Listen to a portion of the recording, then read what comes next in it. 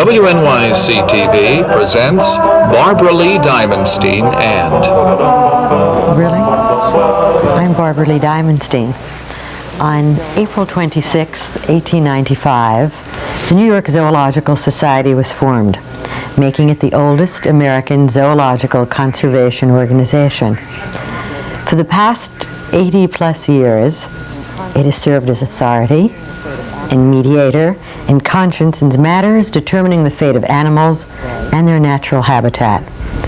I'm especially pleased today to introduce what some might call the custodian of that conscience, the Society's General Director, William G. Conway.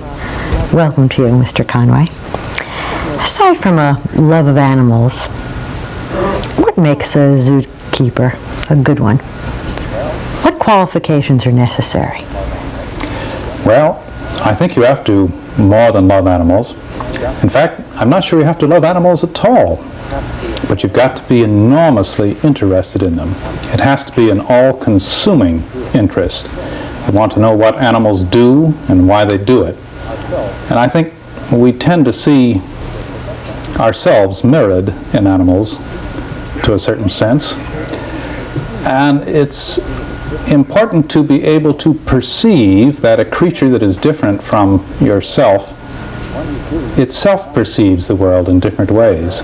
And when you do, you become enormously excited. And after that, it's just a natural sort of thing to become a zookeeper. How and when and where did you become a zookeeper? I became a zookeeper in the St. Louis Zoo. I was so young at the time that I don't think the St. Louis Zoo would have admitted that.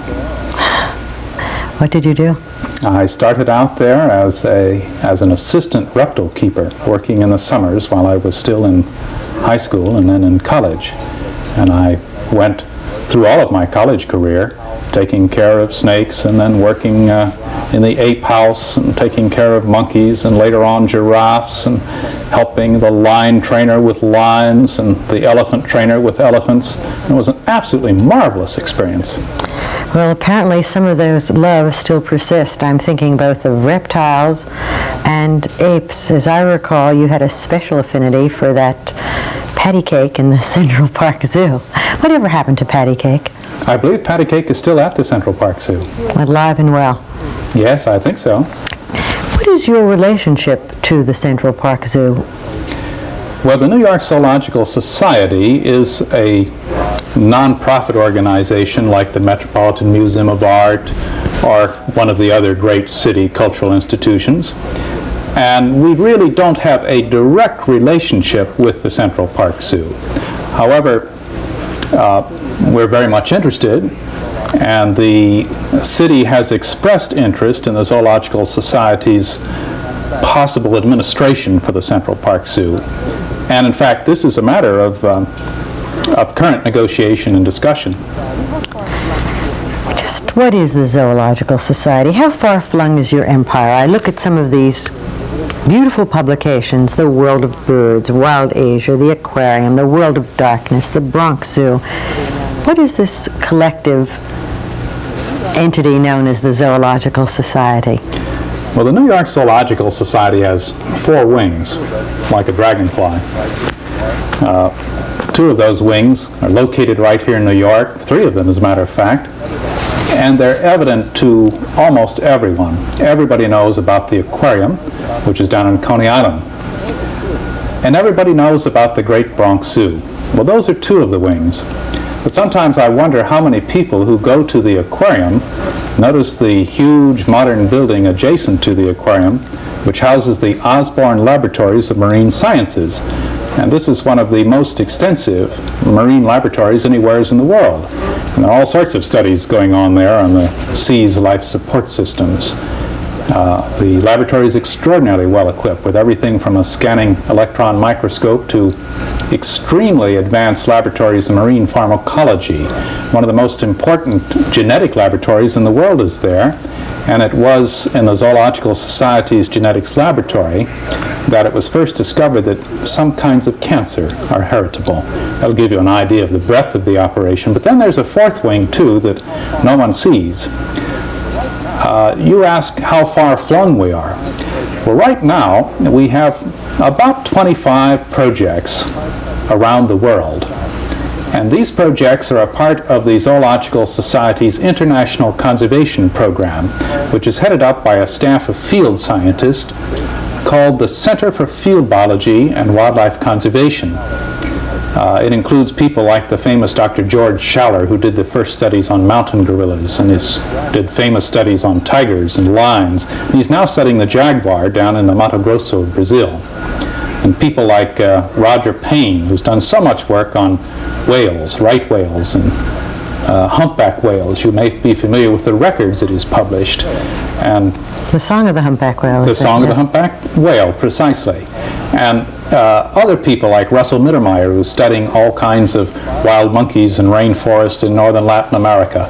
And there are biologists working for the Society in Pakistan, in Nepal, in Indonesia, in the Philippines, all over the world. Well, the Society is as well known for its innovative exhibitions as it is for its research. One of the latest exhibitions that have opened, if one calls a 38-acre tract that in and of itself is larger than the London Zoo, and I'm referring to Wild Asia, as an exhibition. Can you tell us about some of the components within the best-known arm of the Society, and I'm referring to the Bronx Zoo? What is Wild Asia that's been open, I guess, less than 2 years now? Yes, Wild Asia really is an extraordinary experiment. Right in the middle of the Bronx, we have some of the largest wild animal exhibits that have ever been developed. In fact, the Wild Asia display itself was the largest continental display ever developed in any urban zoo. Is that a unique concept in zoo land use, what you have done there? Yes, it is, in that Wild Asia uses, to transport its visitors, a monorail or people mover that is one-sided. And you sit almost as though you are in a theater, looking out of the side of the train with your back to the surrounding apartment buildings, train stations, and parkways.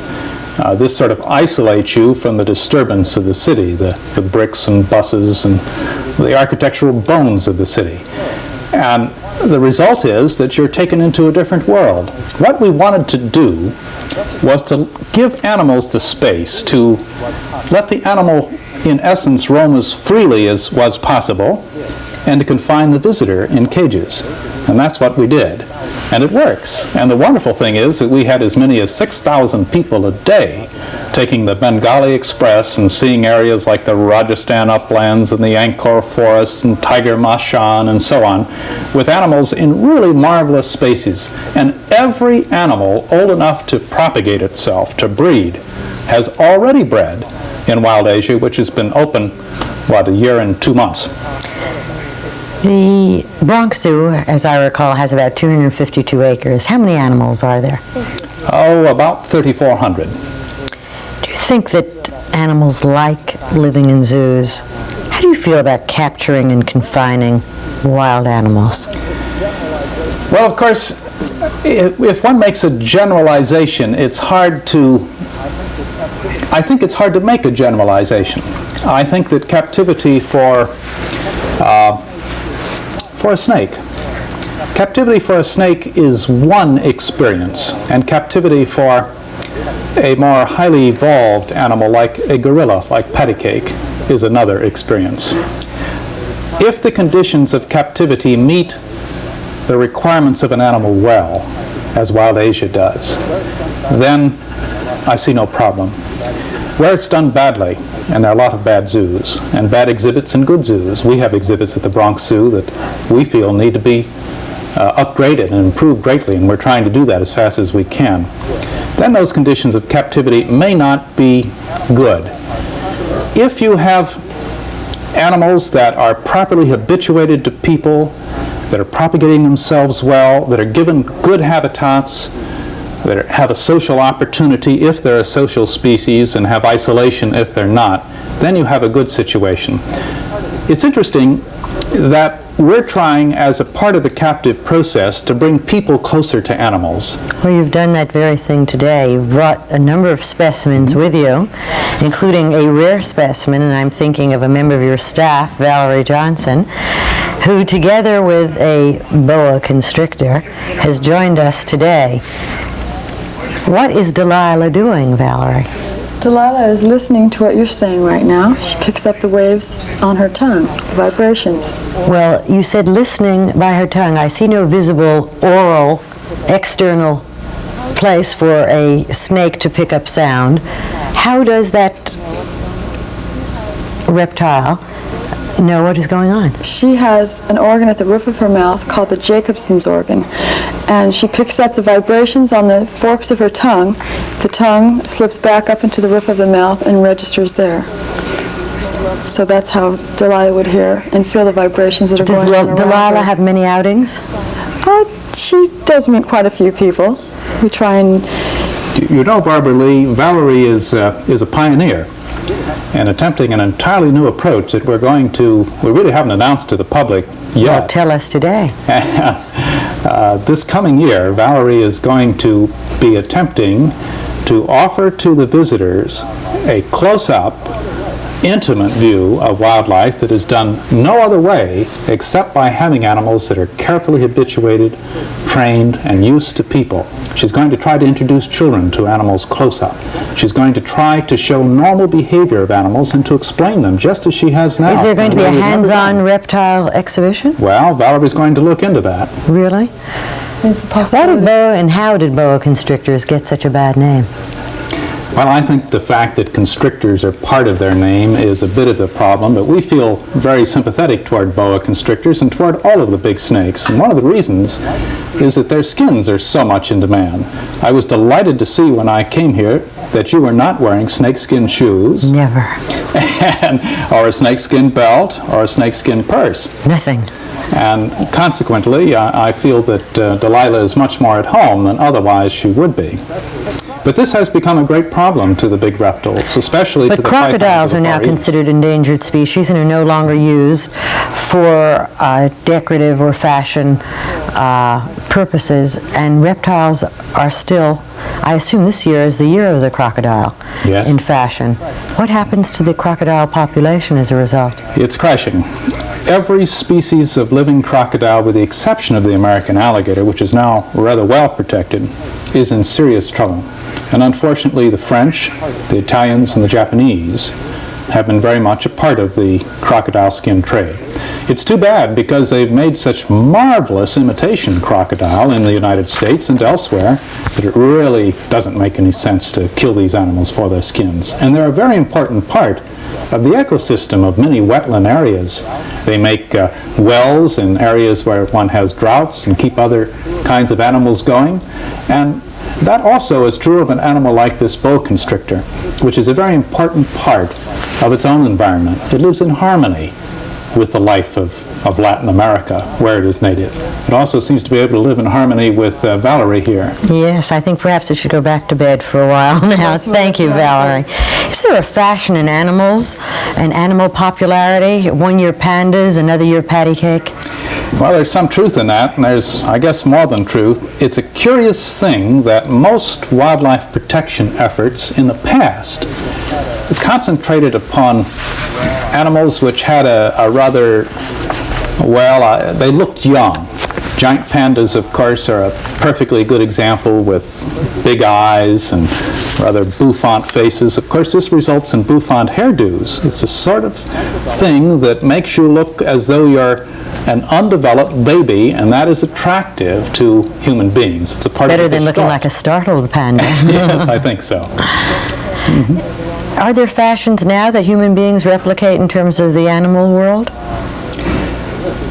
Presently, there is a terrific interest, I think, in imitation cat fur coats And more recently, the feathers of exotic birds have become popular, and Valerie Johnson has got a marvelous example of a truly exotic bird. It is. This is Robert. Royal blue. How do you know it's Robert? He'll tell us. Robert the macaw. He does speak, but I think he's a little stage struck right now, so he'll just... Wrong union. You can get Robert to speak, can't you? I doubt it, but I think that Valerie can get him to give a kiss. How about a kiss, Robert? Can I have a kiss? A little too startled. There There you go. Thank you very much, Robert. What did you feed Robert? He has sunflower seeds, which is a part of his diet. It's a treat to help distract him when he's on shows like this. Robert can nod his head, yes. I can ask him. Is Robert part of the World of Birds exhibition? Robert is not personally a part of it, but the World of Birds is something very special when it comes to exhibiting birds. It was the first major display to show really great habitats with birds living in environments that replicated the kinds of places they lived in nature. How many birds do you have that are free-flying within that World of Birds? And can you explain how that works? Well, it's, Do any of them ever fly right out? actually, I can't think that any ever have. Does that mean they must be very happy there? Well, people are always asking us, why do birds stay within these great open enclosures in the world of birds? And of course we say, oh, well, there's a sign on the inside that says don't come out. But if you provide a home for the bird where he feels at ease and is comfortable, as Robert is comfortable here with Valerie because of the kind of relationship she's been able to establish with him, and as we have done with big open habitats in the world of birds, the animal is pleased to stay there. He has food, he has water, he has social companions. He has a good place to live. For how long do you know Robert, I've known that he's so Robert- comfortable with you? I've known Robert for about 3 months now, and it usually takes quite a while for an animal to warm up to you. And we work together every day. What are you training him to do? Well, Robert, right now, I teach him to respond to cues given by my hand, such as asking him Can to we run nod the his risk? head. He's nodding his head, yes. Can you give us a big nod? There you go. And then I'll reward him with something that he likes. So he looks forward to doing these things. And we'll be showing some of the people their skills, such as vision, asking them to put certain shapes into the right block. Things like Is that. Robert a rare species? Unfortunately, all of the big macaws are becoming very rare. And part of the problem is the pet trade. The pet trade is becoming a very serious threat to all of the large parrots, and it's a tragedy. These birds are not commonly bred in captivity, and people Where's who buy... Robert from? He's from northern South America. He lives in the Amazon basin area. But and he will come up as far north as Trinidad and so forth. But it's a real tragedy to lose birds like this because people feel that they must have them as pets.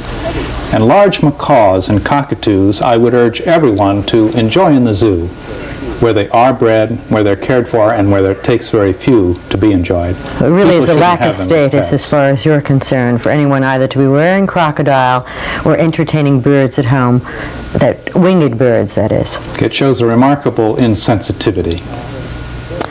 What endangered species are in the zoo? Thank you, Valerie. Okay. There are a great many endangered species in the zoo today, and one of the great new functions of zoos is the propagation of endangered species. But we've got to remember that when we breed an endangered species in a zoo, we're not really solving the problem of endangerment. We're treating the symptoms of a disease. We're not treating the disease itself, which is endangerment. But the truth is that at the zoo today we have a number of species which are now totally extinct in nature, as extinct as a dinosaur. For example, the Mongolian wild horse, the last of the wild horses, or the famous huge and rather grotesque Père David deer from China, or, for example, the Formosan deer, which just became extinct in 1973. European bisons. The European bison is an excellent example. The last European bison was shot in the Białowieża forest in Poland in 1921. Unfortunately, How many do you have in the zoo? I think there are about 14 now. Fortunately, there were enough after the Second World War so that we could reintroduce them into the forests in Poland. And that's one of the best stories for New Yorkers to know. Did you know, as a New Yorker, that the American bison was reintroduced into the West from animals bred at the Bronx Zoo? I don't know that, but I do know that there are breeding programs at the zoo that help to preserve vanishing species. Tell us about Siberian tigers and gorillas and snow leopards. How many babies were born in the zoo during the course of this last year? Well, the problem with Siberian tigers, there were 6 born, is that we have to be very careful not to breed too many. Siberian tigers are so reduced in nature that it's believed that less than 200 remain. And in zoos around the world, we have about 450. And the problem is that we just don't have much space. All of the zoos in the United States put together, every last one of them could fit in a space of less than 20 square miles. Or to give you a little bit of comparison for New Yorkers, all of the zoos in the world could fit within the space of Brooklyn, and there'd be plenty of space left over. So we don't have enough room for breeding endangered animals. In the past, the approximately $12 million budget of the Zoological Society was supported by almost 50% of its funding came from New York City.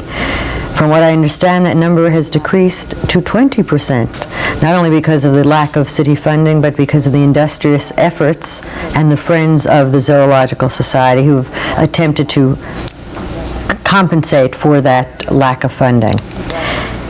How does the zoo manage to keep up its reputation? It has only recently been referred to as the Harvard of zoos. Is that still true? And how does it compare to other zoos?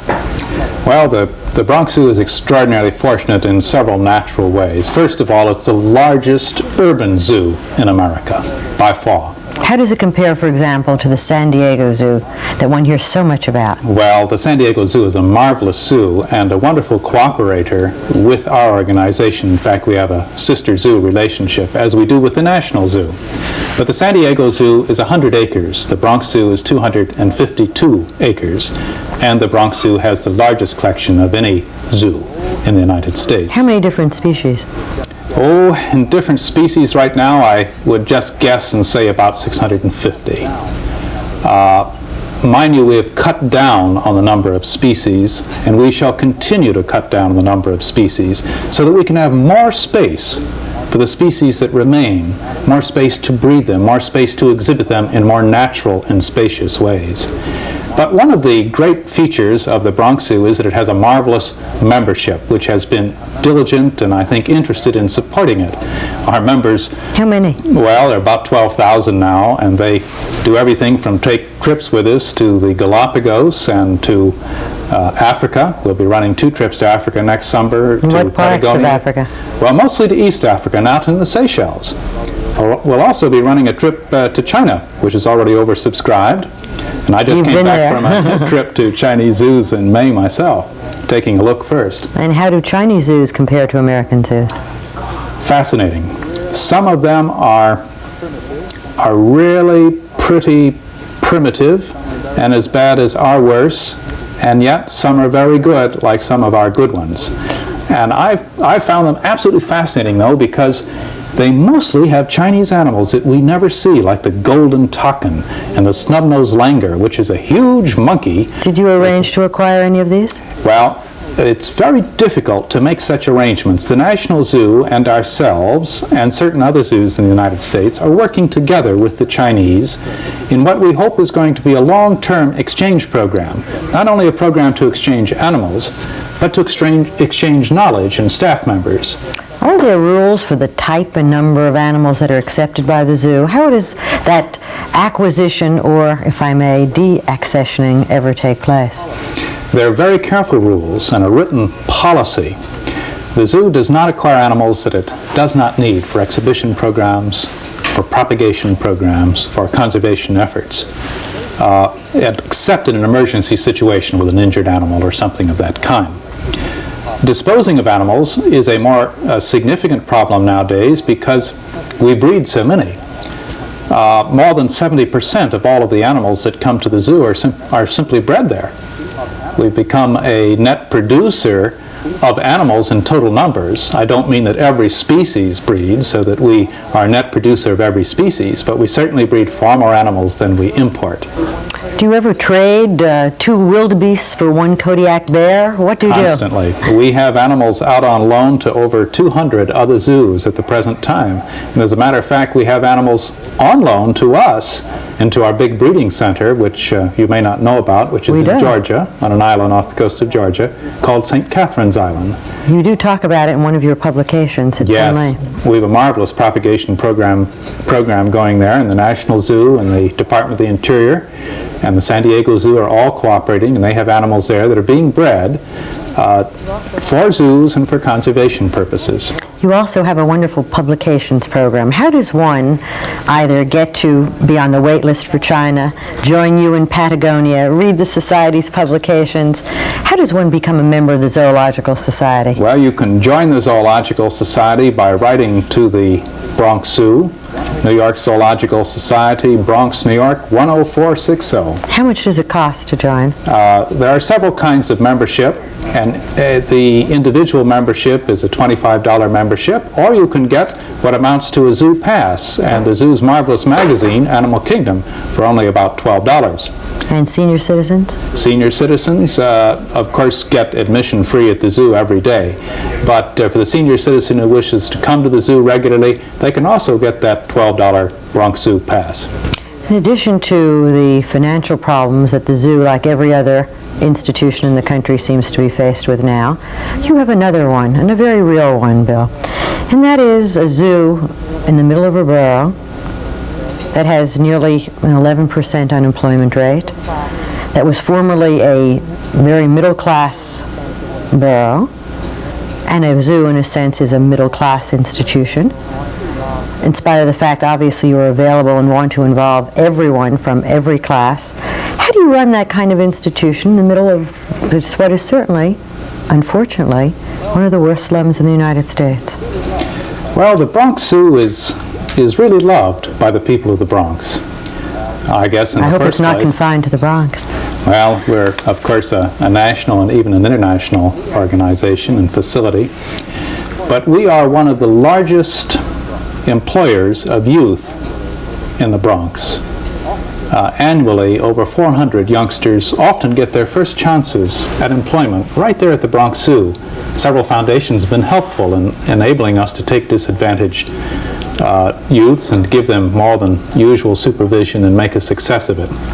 And people like the zoo, so we haven't had too much problem being in the Bronx. And interestingly enough, the head of the Chamber of Commerce in the Bronx the other day said that he felt that the zoo was such a strong healing organization in what some people call the open sore of the Bronx, that maybe we can be the basis for a new Bronx, for a new development. And I am very hopeful that the efforts that our current mayor is making, Mayor Koch, and that President Carter has promised are going to help the South Bronx. And if they do, we're going to be in there pitching. You can be sure to see that the Bronx Zoo is a part of that effort. You've been a part of the Bronx Zoo yourself for 22 years now. Its director for 12 years. For a man as innovative as you, is there any secret dream that you harbor? Oh yes, there are a lot of secret dreams that every zoo man harbors. I guess the most secret dream I have is a very simple one, though. I'd like to see the New York Zoological Society able to do financially what it is capable of doing in terms of its existing strengths and staff and facilities. Thank you, Bill Conway, General Director of the New York Zoological Society. I'm Barbara Lee Diamonstein, and thank you, audience, for being with us, too.